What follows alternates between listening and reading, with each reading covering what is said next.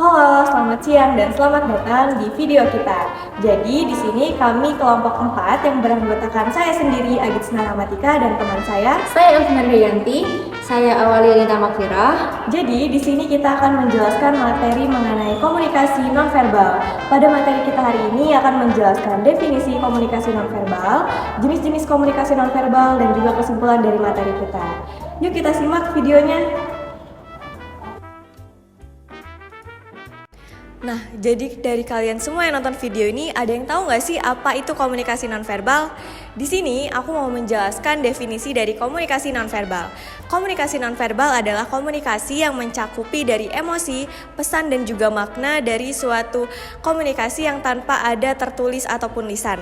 Komunikasi nonverbal ini mencakupi dari ekspresi wajah, gerak tubuh, intonasi suara dan juga elemen komunikasi nonverbal lainnya. Komunikasi nonverbal ini merupakan komunikasi yang sangat penting dilakukan oleh manusia karena dapat memberikan komunikasi tanpa adanya sepatah kata pun. Oke, di sini saya akan menjelaskan tentang jenis-jenis komunikasi nonverbal. Yang pertama ada ekspresi wajah, ada gestur, ada postur tubuh, ada paralinguistik, ada tatapan mata, ada sentuhan, dan juga ada proxemic. Ekspresi wajah. Jadi, ekspresi wajah merupakan komunikasi nonverbal yang paling universal. Mengapa? Karena hal ini rata-rata orang akan menunjukkan ekspresi wajah yang sama untuk emosi tertentu. Misalnya, saat cemberut menunjukkan kita sedang sedih. Dan saat tersenyum menunjukkan kita bahwa kita bahagia. Gestur. Gestur atau gerakan tubuh biasanya digunakan untuk menyampaikan pesan tanpa menggunakan kata-kata. Gestur yang sering digunakan misalnya seperti melambai, menunjuk, dan menganggukkan kepala. Postur tubuh. Postur tubuh juga merupakan salah satu jenis komunikasi nonverbal yang dapat menyampaikan banyak informasi. Bila dikombinasikan dengan gerak tubuh tertentu, postur tubuh bisa memberikan banyak informasi. Misalnya, berdiri tegak dengan meletakkan tangan di pinggul.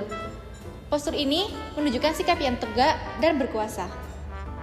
Selanjutnya yaitu ada paralinguistik, yaitu aspek nonverbal dari proses bicara, komunikasi verbal. Aspek ini meliputi nada bicara, volume suara, dan ketinggian nada yang digunakan pada suatu pembicaraan. Sebagai contoh yaitu saat menanyakan kabar. Halo Agis, bagaimana kabarmu? Aku baik-baik aja. Selanjutnya ada kontak mata. Jadi kontak mata adalah tatapan mata yang berperan penting dalam komunikasi nonverbal. Jadi tatapan mata ini cara seseorang melihat, menatap, dan berkedip dinilai bisa menunjukkan berbagai emosi yang ada pada dirinya. Misalnya adalah pada saat seseorang berbohong, maka akan menunjukkan kontak mata atau tatapan mata yang mencurigakan. Agis, kamu kemarin beneran sakit ya kalau nggak masuk? Iya, aku sakit. Ih, bohong. Selanjutnya ada sentuhan. Jadi sentuhan juga merupakan salah satu jenis komunikasi nonverbal. Sentuhan bisa digunakan untuk mengomunikasikan berbagai emosi, misalnya kasih sayang, keakraban, dan juga simpati. Contoh dari sentuhan ini adalah pada saat sesama wanita menyampaikan rasa kasih sayangnya pada saat temannya merasakan kesedihan. Alvina, kamu lagi kenapa? Aku lagi sedih. Sedih kenapa? Aku homesick, pengen pulang. Sabar ya, nanti juga ada kesempatan pulang kok. Selanjutnya ada proxemic. Proxemic merupakan jenis komunikasi nonverbal yang berupa jarak saat komunikasi berlangsung. Jarak atau ruang dalam komunikasi ini biasanya ditentukan oleh seberapa akrab dan nyaman Anda dengan lawan bicara Anda.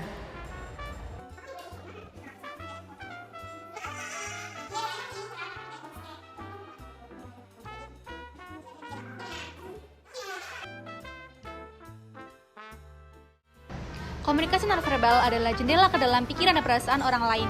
Ini memberi kita wawasan yang mendalam tentang apa yang tidak diucapkan. Saat kalian memperlihatkan isyarat-isyarat ini dalam interaksi sehari-hari, kalian membangun interaksi yang lebih kuat dan lebih otentik dengan orang-orang lain di sekitar kalian.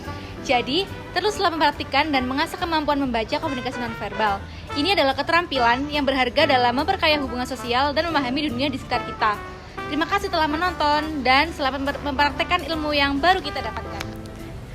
Nah, itu dia penjelasan materi dari komunikasi nonverbal dari kami kelompok 4. Semoga bermanfaat. Bye. Sampai jumpa.